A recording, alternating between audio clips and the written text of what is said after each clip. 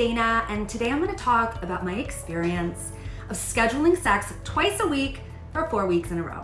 A couple years ago, I wrote a book about sex and marriage after kids, and in it, I encourage couples to schedule intimacy at least twice a week.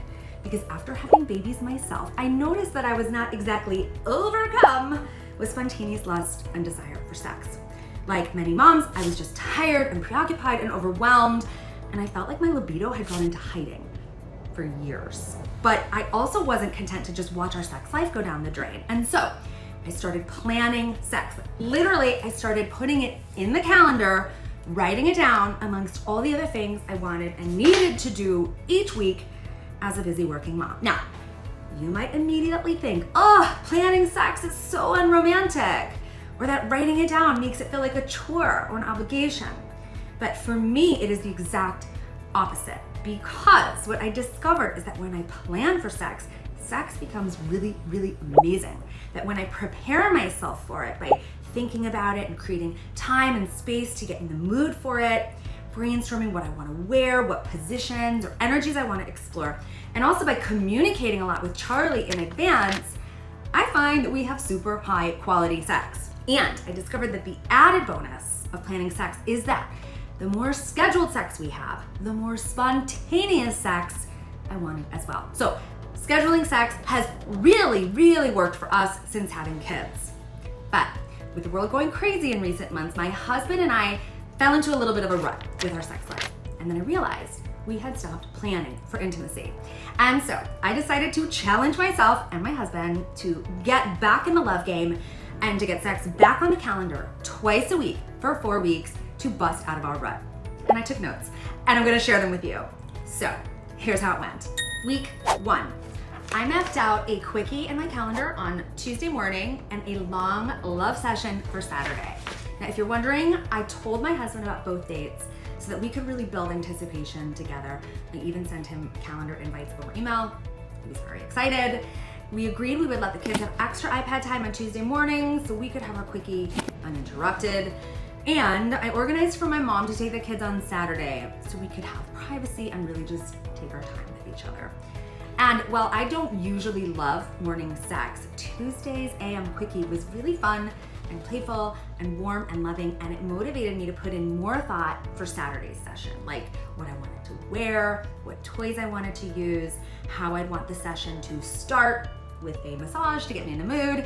And then Saturday's long love session was really awesome. We took our time, we really brought our creativity, and we both felt fully satisfied. So week 1 felt like a total success, and I was like, yeah, scheduling works. We are back on track. Week 2 was a little bit of a different story. So I had planned to go big with a fantasy session on Wednesday night where I wanted to try out some role play. And then I penciled in another quickie on Sunday just to keep it simple. But my cycle was arriving a little early and I was feeling bloated and achy and a little angry and not at all in the mood. So Wednesday's scheduled session turned into me eating a bag of Cheetos on the couch, which is fine because you've got to allow for flexibility when you're planning sex. And then Sunday's quickie turned into me giving my husband some pleasure as I still wasn't quite in the mood to receive. And that felt really good. So even though this week was a little bit light and a little bit different, we still had lots of open communication about our sex life and we both still felt satisfied. Week 3 rolled around and I felt ready to rumble again. I planned to connect on Wednesday night and I wanted to wear a cheeky costume. So I asked Charlie to put the kids to bed that night so I could go and unwind and relax and just transition into a more sensual state of being and also get myself into my little costume get up. And we had so much fun that night, just being really silly and sexy and playful.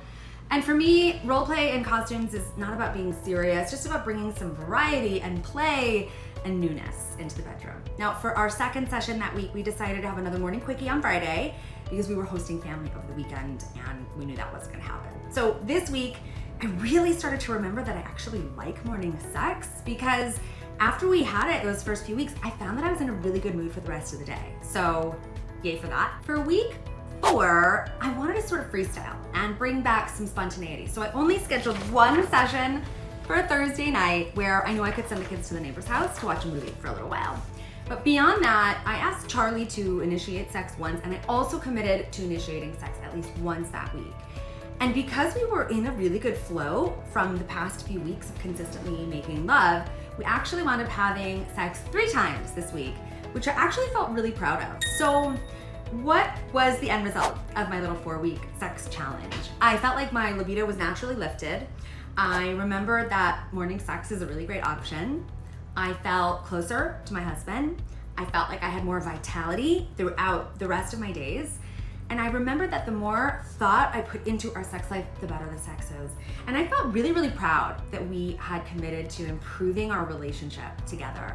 Now, I get it. You might think this whole practice feels kind of robotic or too organized for something that should just be natural, right? But once kids come into the picture, for so many women, sex isn't as natural to come by as it once was. And for us, planning sex, actually writing it in the calendar, makes it a priority. I mean, I write everything else down that's important to me. So why wouldn't I do the same thing for this very important and beautiful aspect of my life and relationship? Planning places real intention and attention on our intimate connection. It removes that pressure and rejection cycle that can arise when one partner wants sex more than the other. And it really encourages us to bring newness and variety and fun and flavor into our sex life instead of just repeating the same 1, 2, 3 pattern, every time we make love. So there you have it. That's what happened when I planned sex twice a week for 4 weeks straight. Yay! As always, I'm really curious to know what you think. Do you plan sex in your relationship? Do you think it would be helpful for you and your partner? Would your partner have objections to it? Let me know in the comments below, and let's get this conversation started.